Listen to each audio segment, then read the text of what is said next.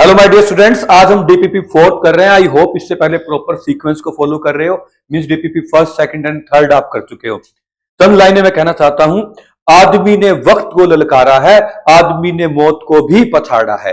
जीते हैं आदमी ने तीनों लोग, पर आदमी खुद ही से हारा है। हम फर्स्ट क्वेश्चन देखते हैं डीपीपी फोर्थ का। Conservation of linear momentum is a direct consequence of. Means जो law of conservation of linear momentum है वो न्यूटन के कौन से लॉ का कॉन्सिक्वेंस है, मतलब वो कौन से लॉ से डिराइव किया गया। तो माय डियर स्टूडेंट्स, मैं इसके लिए एक एग्जांपल देता हूं। हमने देखा था कि जो गन और बुलेट वाला हम सिस्टम देखते हैं, अगर बुलेट आगे मूव कर रही होती है तो गन कहां का मूव कर रही होती है, पीछे। ये हमने देखा। और law of conservation of momentum भी यही कहता है कि जितना मोमेंटम आगे गया है उतना ही बॉडी का दूसरा मोमेंटम पीछे आना चाहिए। मीन मोमेंटम कंजर्व रहना चाहिए। या और एग्जांपल देख लेते हैं। अगर हमने रॉकेट का केस देखा हो तो रॉकेट में क्या होता है, जो एग्जॉस्ट गैसेज हैं, जो धुआं होता है, जो स्मोक होता है, वो बाहर की तरफ आता है, वो नीचे जाता है। तो रॉकेट कहां जाता है, ऊपर। हम इसको एक्शन रिएक्शन भी मान सकते हैं और या मोमेंटम का कंजर्वेशन की तरह भी कंसीडर कर सकते हैं। इसलिए हम कह सकते हैं जो न्यूटन थर्ड लॉ है वही है कॉन्सिक्वेंस किसका, law of conservation of linear momentum का। Hence option number C will be correct. Next हम बढ़ते हैं क्वेश्चन सेकंड पे। For a jet plane flying with very high speed, the forward motion of the plane would be accounted on the law of conservation of। ये कह रहे हैं जो jet plane जो आगे की तरफ बढ़ता जा रहा है वो उसका जो फॉरवर्ड मोशन है, इनमें से कौन से लॉ को अकाउंट करेगा। तो हम कहेंगे law of conservation of momentum को अकाउंट करेगा। बिकॉज अभी मैंने एग्जांपल दिया था कि अगर एग्जॉस्ट गैस का जो एग्जॉस्ट गैसेज है वो नीचे की ओर जाएंगी, रॉकेट कहां जाएगा, ऊपर की ओर जाएगा। नेक्स्ट बढ़ते हैं क्वेश्चन नंबर थर्ड पे। The gun recoil after firing to conserve. जो गन है वो रिकॉइल करती है। गन वाला एग्जांपल भी मैंने आपको दिया था। अब इसको न्यूटन को थर्ड लॉ से भी हम बता सकते हैं कि एक्शन रिएक्शन हुआ, ये मोमेंटम कंजर्व रहता है। जितना बॉडी का पार्ट आगे गया, रिमेनिंग बॉडी उतना बैक साइड गई। तो इसलिए इसमें भी क्या आ जाएगा, मोमेंटम कंजर्व रहेगा। Option number B will be correct. Next हम बढ़ते हैं क्वेश्चन नंबर फोर्थ पे। A body of mass 5 kg moving with velocity 10 meter per second collide with another body of mass 20 kg at rest and comes to rest. Velocity of the second body due to collision is। My dear students, हमें पता है कि जो momentum है वो conserve रहता है। अगर हम देखें यहां पर पहली बॉडी का जो मास था वो 5 kg गिवन था। सेकंड बॉडी का मास कितना था हमारे पास, 10 मीटर पर सेकेंड। वेलोसिटी कितनी, सॉरी 10 मीटर पर सेकेंड। तो हमारे पास अगर हम प्रोडक्ट ले लें m1 v1, यही मोमेंटम कभी कंजर्व नहीं होगा। ये किस में कन्वर्ट हो जाएगा, दूसरी बॉडी के मोमेंटम में। दूसरी बॉडी का मोमेंटम कैसे निकाल सकते हैं हम, m2 v2। अपने से v2 पूछा है। m1 की वैल्यू अपने को गिवन है 5, v1 की वैल्यू अपने को गिवन है 10, m2 की वैल्यू अपने को गिवन है 20 और v2 की वैल्यू अपने को गिवन है, ये अपने को फाइंड करना है। सॉरी माय डियर स्टूडेंट्स, ये पूरा का पूरा अपनी वेलोसिटी किसको कन्वर्ट कर रहा है उसमें। क्वेश्चन के अकॉर्डिंग क्या रखा है कि पहले वो रेस्ट में था, अब जो फर्स्ट बॉडी है वो रेस्ट में आ गई। तो हमें पता है इसका जो मोमेंटम है वो उसमें कन्वर्ट हो गया। तो ये अपने को फाइंड करना है। यहां पर हम v2 फाइंड कर लेते हैं। ये 20 यहां के डिवाइड में आ जाएगा तो बन जाएगा 50/20। ये हमारे पास आ जाएगा v2 is equal to 2.5 metre पर सेकेंड, जो कि हमारा ऑप्शन नंबर ए है। नेक्स्ट बढ़ते हैं बच्चों क्वेश्चन नंबर फिफ्थ पे। क्वेश्चन नंबर फिफ्थ में कहा गया है the momentum of a system is conserve always, never, in the absence of external force, none of the above. बच्चों ऑलवेज तो रहता है पर एब्सेंस ऑफ एक्सटर्नल फोर्स भी जरूरी है। जब बाहर से कोई फोर्स ना लग रहा हो ना, तब सिस्टम का जो मोमेंटम है वो क्या रहता है, कंजर्व। अगर हम बाहर से फोर्स लगा देंगे तो कंजर्व हो सकता है ना भी रहे। जैसे कि मैं आपको एग्जांपल दूं, जो वो बुलेट हम फायर कर रहे थे, अगर मैं बुलेट तो फायर कर दूं और गन को बहुत ज्यादा फोर्स से इसको पकड़ के रखूं, इसको बैक आने ही ना दूं। या हम देखते हैं कि बोट से कोई अगर शोर पे जाता है, किनारे पे जाता है बोट से निकल के, तो बोट पीछे जाती है। लेकिन बच्चों अगर मैं बोट को पकड़ के रख लूं, बांध के रख दूं, तो उस केस में क्या होगा, वो बंदा तो आगे चल जाएगा, बोट पीछे नहीं आएगी। बाहर से कोई फोर्स ना लगाओ तो ही ये लॉ जो है कंजर्व रहता है। इसीलिए in the absence of external force of body momentum of system remains conserve. C option will be correct. Next हम बढ़ते हैं क्वेश्चन नंबर 6 पे। Newton's third law of motion leads to law of conservation of. फिर वही question, ये first और second question से match कर रहा है। उसमें उल्टा था कि momentum, law of conservation of momentum कौन से लॉ का कॉन्सिक्वेंस थर्ड लॉ का, तो इसका रिवर्स भी ट्रू होगा। तो ऑलरेडी हम सिक्स को फर्स्ट और सेकंड के थ्रू ही कर सकते हैं। D will be the correct answer.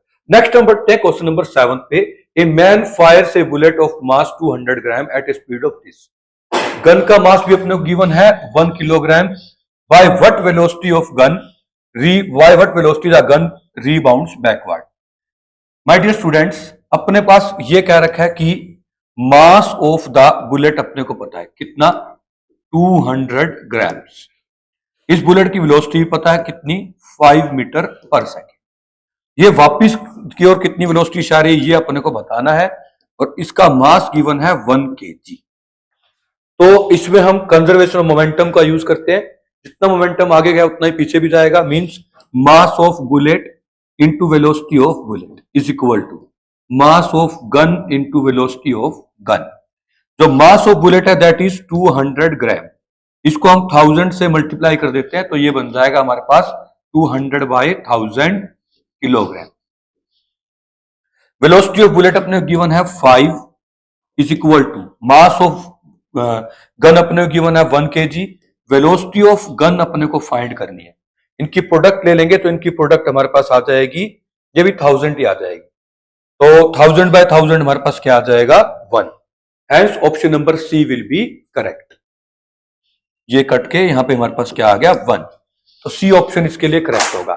Next हम बढ़ते हैं क्वेश्चन नंबर 8 पे। क्वेश्चन नंबर 8 में अपने को गिवन है 5 ग्राम की बुलेट है और गन का मास भी गिवन है, बुलेट की वेलोसिटी भी अपने को गिवन है, रिकॉइल वेलोसिटी ऑफ गन बताना है। सेम जस्ट अभी किया था, हम कह सकते हैं कि मास of gun into velocity of gun, यही क्या होता है, मास of bullet into velocity of bullet.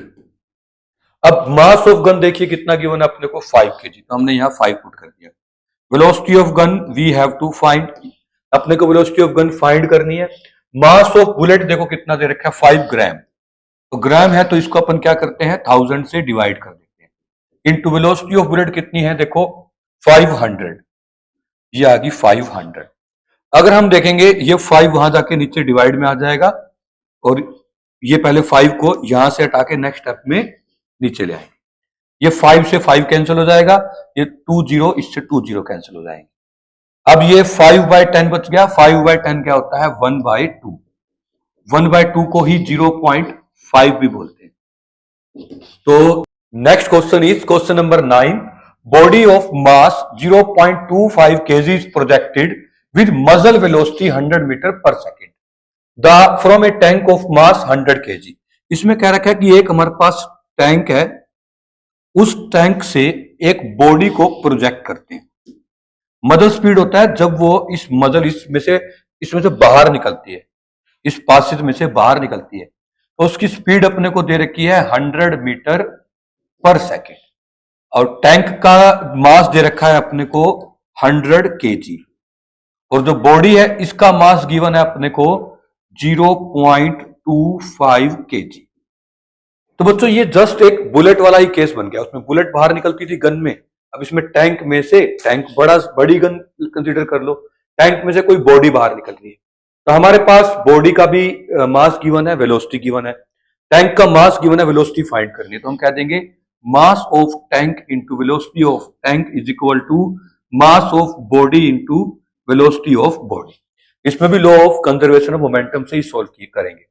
तो मास ऑफ बॉडी अपने को गिवन है 0.25, 100 से मल्टीप्लाई करो, इसमें दोनों को जब मल्टीप्लाई कर दोगे तो 100 इंटू ये बन जाएगा 0.25, 25 आ जाएगा इनकी प्रोडक्ट करोगे तो।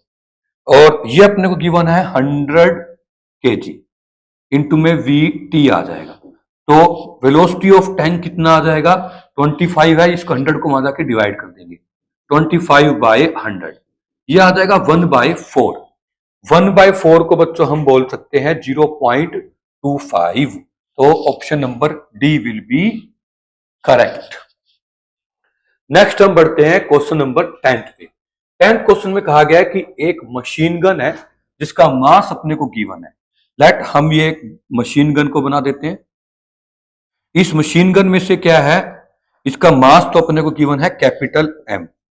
इसमें से बुलेट्स काफी सारी फायर होती हैं, जैसे केजीएफ या एनिमल मूवी में था, उसमें क्या था, एन बुलेट फायर होती है, और जो इसमें से मास चेंज हो रहा है, ईच बुलेट का एम है, पर सेकंड मतलब टाइम को क्या लेना है 1। तो मैं कहूं टोटल मास कितना चेंज हो रहा है, टोटल मास, क्योंकि इस बुलेट गन से बाहर निकल रहा है तो हम कहेंगे इस पूरे सिस्टम में से मास इतना एवरी सेकंड में चेंज हो रहा है। Total mass changing is equal to कितना आ जाएगा, एन एम, क्योंकि एन बुलेट्स है, हर एक का मास एम है, और पर सेकंड का मींस टाइम जो लेना अपने को वो कितना दे रखा है, 1 सेकंड में इतना मास चेंज हो रहा है। ना बच्चों अपने को बताना है then the force exerted on the machine gun. Machine gun में से जितना मास चेंज हो रहा है वो अपने पास है, और जिस वेलोसिटी से बुलेट निकल रही है वो वेलोसिटी भी है। तो वेलोसिटी अपने को दे रखी है v। अब अपने को फोर्स फाइंड करना है। फोर्स का फार्मूला होता है change in momentum upon time. तो बच्चों मैंने आपको ऑलरेडी बता रखा है, जब भी मास चेंज हो रहा हो, वेलोसिटी कांस्टेंट हो, तो इसको पूरा एक्सप्लेन करके लिखा करो। तब इसको एक्सप्लेन करोगे तो हमें आ जाएगा mass final into velocity minus mass initial into velocity divide by T. अब वेलोसिटी इन दोनों में से कॉमन आ जाएगा, यहां से आ जाएगा F is equal to velocity common change in mass, मतलब m2 माइनस m1, और टाइम कितना लेना है अपने को 1 सेकेंड। तो चेंज इन मास है वो फाइनल अपने पास nm। इस गन में से जितना मास चेंज हो रहा है 1 सेकंड में वो nm है, क्योंकि m था एक बुलेट बाहर निकलना और n से मल्टीप्लाई का nm मास बाहर निकल रहा है। तो वहां पे हम चेंज इन मास की जगह मतलब m2 माइनस m1 की जगह हम क्या पुट कर देंगे यहाँ पे nm। तो आ जाएगा हमारे पास F is equal to N M, और साथ में बाहर क्या था v एन एम। तो अब हम देखते हैं v एन एम जो है वो ऑप्शन नंबर बी के अंदर है। एम वी एन कह लो या एक ही बात है, आगे पीछे लिखा हुआ है, तो इसका आंसर जो आ जाएगा वो आ जाएगा बी। ये थे हमारे पास डीपीपी 4 के सॉल्यूशन। आपको अच्छे समझ आ गए होंगे। Thank you very much.